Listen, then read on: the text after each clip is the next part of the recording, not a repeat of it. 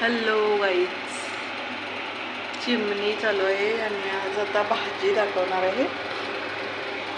त्या भाजीसाठी तेल तापत ठेवले, कांदा घातला,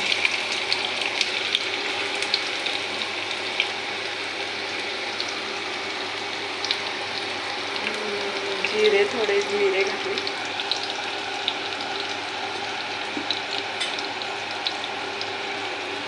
हिंग पावडर घातली,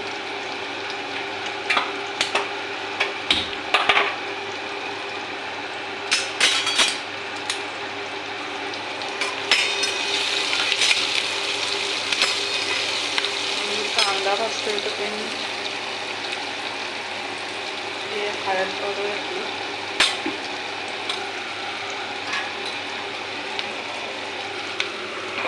आणि ह्या शेंगा तुम्ही काय म्हणताय, उसावाच्या शेंगा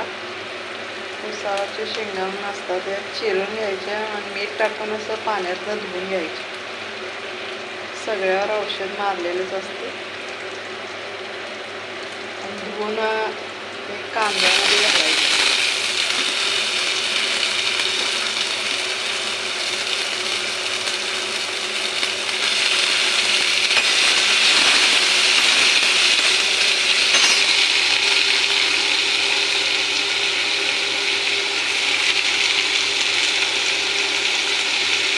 खमंग भाजून घ्यायचं. त्याचे शेंगा भाजून घेतल्याशिवाय चांगला स्वाद येत नाही. त्याचं तेल सुटेपर्यंत भाजून घ्यायचं.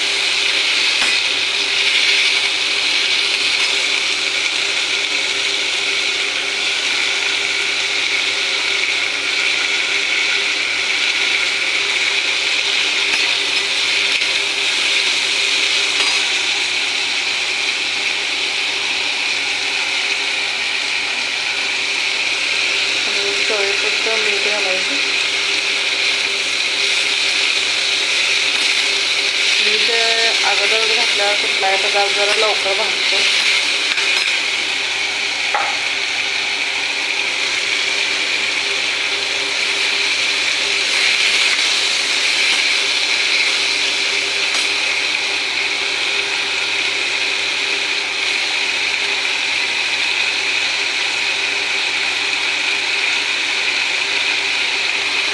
गरम मसाला,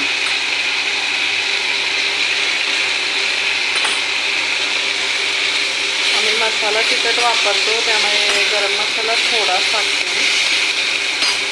असं वर्षभराचं असं मसाला तिखट केलेलं असतं.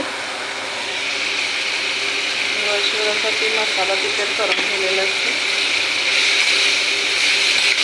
त्यामुळे तिखट गरम मसाला थोडा वापरतो.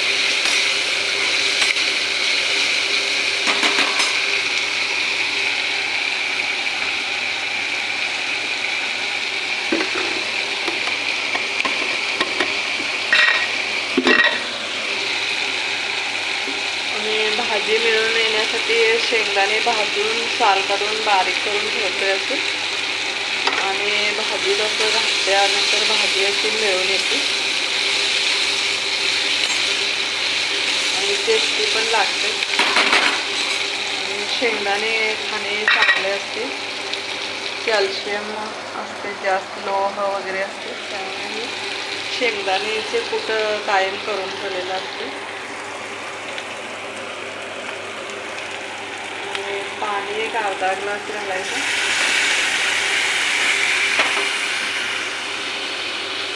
हे पटकन शिजते आणि चपातीच्या साईडची डिश, महाराष्ट्रीयन फेमस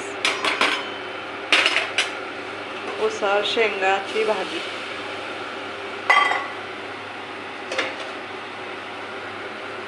आणि झाकण घेऊन शिजवून घ्यायचे 5 मिनिटं आणि भाजी तयार. प्लीज गाईज सबस्क्राईब करा.